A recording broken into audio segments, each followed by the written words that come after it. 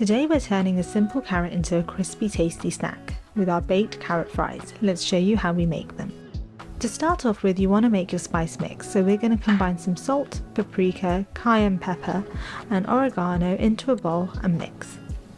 This then forms our spice mix, which we'll use later on. Once that's all mixed through, you're going to leave this to one side for later on. To make your carrot fries in a large bowl, add your carrots which have been peeled and chopped into batons. Try to keep them the same size so they bake evenly later on. To this, add olive oil and your spice mix. To add some extra flavour, we're also going to add some parmesan. Then give this all a really good mix to make sure the carrots are evenly coated.